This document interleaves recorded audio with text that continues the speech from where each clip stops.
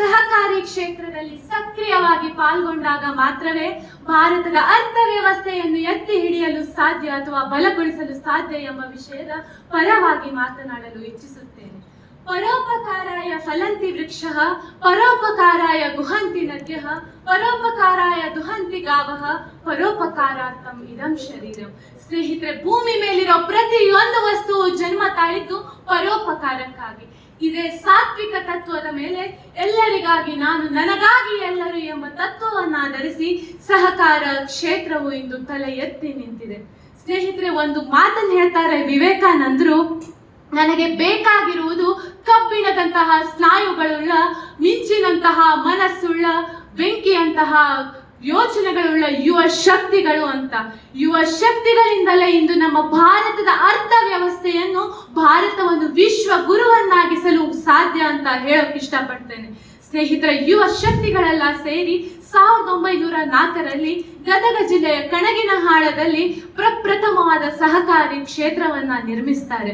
ಸ್ನೇಹಿತರೆ, ಗಮನಿಸಲೇಬೇಕಾದ ಒಂದು ವಿಷಯ ಏನಂದ್ರೆ, ಅಂದು ಕೇವಲ 5 ಸಂಘಗಳಿಂದ ಸ್ಥಾಪನೆಗೊಂಡು 336 ಜನರನ್ನ ಹೊಂದಿ ಕೇವಲ 11,000 ಬಂಡವಾಳದೊಂದಿಗೆ ಪ್ರಾರಂಭಗೊಂಡು ಇಂದು ನನ್ನ ಯುವ ಶಕ್ತಿಗಳಿಂದ ಸಹಕಾರಿ ಸಂಘಗಳು 5 ಲಕ್ಷಕ್ಕೂ ಅಧಿಕ ಸಹಕಾರಿ ಸಂಘಗಳು, 3,36,864 ಸದಸ್ಯರು, ಅದೇ ರೀತಿ 600 ಕೋಟಿಗಳಷ್ಟು ಬಂಡವಾಳ ಹಣವನ್ನ ಹೊಂದಿದೆ.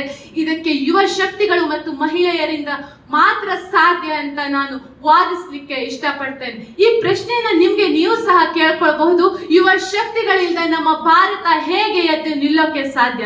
ಸ್ನೇಹಿತರೆ, ಒಂದು ಮಾತಿದೆ, ಸ್ತ್ರೀ ಒಂದು ಶಕ್ತಿ ಅಂತ. ಸ್ತ್ರೀ ಕೇವಲ ಶಕ್ತಿಯಲ್ಲ, ಸ್ತ್ರೀಯೊಂದು ಕ್ರಾಂತಿ.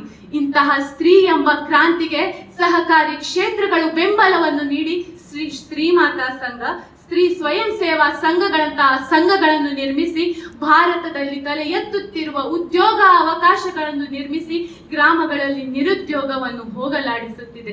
ಸ್ತ್ರೀ ಕೇವಲ ಮನೆಗಷ್ಟೇ ಸೀಮಿತಳಲ್ಲ ಸ್ನೇಹಿತರೆ. ನನ್ನೊಬ್ಬರು ವಿರೋಧಿ ಮಿತ್ರರು ಹೇಳ್ತಾರೆ, ಸ್ತ್ರೀ ಇಂತಹ ಸಹಕಾರಿ ಕ್ಷೇತ್ರಗಳಲ್ಲಿ ಪಾಲ್ಗೊಂಡಾಗ ತನ್ನ ಮನೆಯನ್ನ ನಿರ್ಲಕ್ಷಿಸ್ತಾಳೆ ಅಂತ. ಖಂಡಿತವಾಗಿಯೂ ಇಲ್ಲ, ನಾನಿದನ್ನ ಖಂಡಿತವಾಗಿ ವಾದದಲ್ಲಿ ವಿರೋಧಿಸ್ತೇನೆ. ಸ್ತ್ರೀ ಒಂದು ಸ್ವಾವಲಂಬಿ, ಸ್ತ್ರೀ ಎಲ್ಲರನ್ನು ಒಂದೇ ಬುಟ್ಟಿಯಲ್ಲಿ ಹಾಕಿ ತೂಗೋದಕ್ಕೆ ಹೇಳ್ತಾರೆ. ನಿನಗೆ ಬೇರೆ ಹೆಸರು ಬೇಕೆ, ಸ್ತ್ರೀ ಎಂದರೆ ಅಷ್ಟೇ ಸಾಕೆ ಅಂತ. ಆದರೆ ಸ್ನೇಹಿತರೆ, ಇಂದು ನಮ್ಮ ಯುವ ಶಕ್ತಿಗಳು ಎಷ್ಟು ಮುಂದುವರಿತಾ ಇದ್ದಾರೆ ಅಂದ್ರೆ, ಕೇವಲ ಡಾಕ್ಟರ್, ಇಂಜಿನಿಯರ್ ಮಾತ್ರ ಅಷ್ಟೇ ಅಲ್ಲ, ಸಹಕಾರಿ ಸಂಘಗಳಿಗೆ ಸೇರ್ಕೊಂಡು ಇಂದು ರೈತರಿಗೆ 0% ಬಡ್ಡಿ ದರದಲ್ಲಿ 1 ಲಕ್ಷದವರೆಗೆ ಸಾಲ, 2 ಲಕ್ಷದವರೆಗೆ ಸಾಲವನ್ನು ಕೇವಲ 1% ಬಡ್ಡಿ ದರದಲ್ಲಿ ನೀಡ್ತಿದ್ದಾರೆ.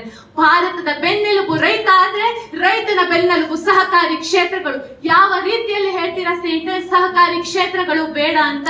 ಇಂತಹ ಸರ್ಕಾರದಲ್ಲಿ ನಮ್ಮ ಸಹಕಾರಿ ಕ್ಷೇತ್ರಗಳಿಗೆ ಬೆಂಬಲವನ್ನ ನೀಡಲೇಬೇಕು. ಒಂದು ಮಾತಿದೆ ಸ್ನೇಹಿತರೆ, ನಾ ಅಳಿವೆ ನೀ ಅಳಿವೆ, ಯುಗಗಳು ಅಳಿದರು TSS ನಂತಹ ಸಹಕಾರಿ ಸಂಘಗಳು ನಮ್ಮ ಭವ್ಯ ಭಾರತ ದೇಶದಲ್ಲಿ ತಲೆ ಎತ್ತಿ ನಿಲ್ತಾ ಇದೆ. ಯುವ ಶಕ್ತಿಗಳನ್ನ ಅಸ್ತ್ರವಾಗಿರಿಸಿಕೊಂಡು, ಮಹಿಳಾ ಬಲವನ್ನ ತನ್ನ ಆಯುಧವಾಗಿರಿಸಿಕೊಂಡು ಇಂದು ಹಲವಾರು ಉದ್ಯೋಗಾವಕಾಶಗಳನ್ನು ನೀಡಿ ನನ್ನ ಭವ್ಯ ಭಾರತದ ಅರ್ಥವ್ಯವಸ್ಥೆಗೆ ಭವ್ಯ ಬುನಾದಿಯಾಗಿ ನಿಂತಿದೆ. ಒಂದು ಮಾತಿದೆ, ವಿವೇಕಾನಂದರು ಹೇಳ್ತಾರೆ, ಏಳಿ ಎದ್ದೇಳಿ ಗುರಿ ಮುಟ್ಟುವ ತನಕ ನಿಲ್ಲದಿರಿ. ಯುವ ಶಕ್ತಿಗಳೇ, ನನ್ನ ಮುಂದಿನ ಆಸೀನರಾಗಿರೋ ಪ್ರತಿಯೊಬ್ಬ ಯುವ ಶಕ್ತಿಗಳು ಕೇಳ್ತೇನೆ, ನನ್ನ ಭವ್ಯ ಭಾರತದ ಅತಿ ಪಾಲು ನೀವೇ ಇದ್ದೀರಾ. ನಾವು ನಮ್ಮ ಭವ್ಯ ಭಾರತದ ಏಕತೆಯನ್ನು ಸಾಧಿಸಿ ಅರ್ಥವ್ಯವಸ್ಥೆಯನ್ನು ಗಗನ ಎತ್ತರಕ್ಕೆ ಏರಿಸಲು ನಮ್ಮಿಂದ ಮಾತ್ರ ಸಾಧ್ಯ.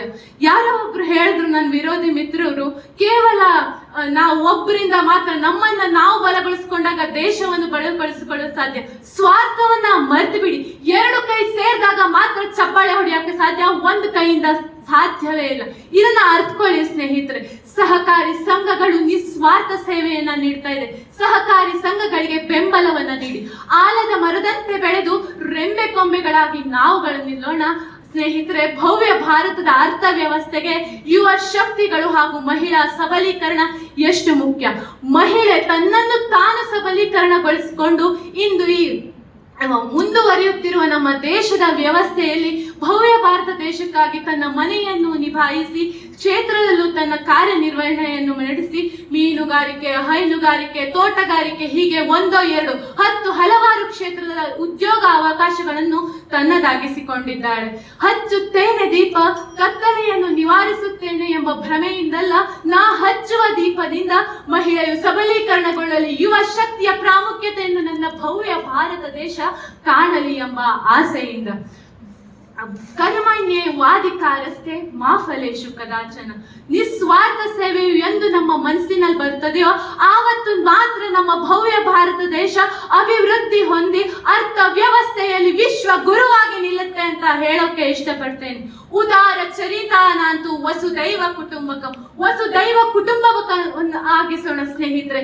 ಯುವ ಶಕ್ತಿಗಳ ಏಳಿ ಎದ್ದೇಳಿ, ನಿಮ್ಮ ಬೆದುಳನ್ನು ತುಕ್ಕು ಹಿಡಿಯಲು ಬಿಡಬೇಡಿ ಎಂಬ ಮಾತಿನೊಂದಿಗೆ ನನ್ನ ಮಾತಿಗೆ ಪೂರ್ಣ ವಿರಾಮವನ್ನು ನೀಡುತ್ತೇನೆ ಹೊರತು ನನ್ನ ವಿಚಾರ ಮಳೆಗಲ್ಲ. ಧನ್ಯವಾದ.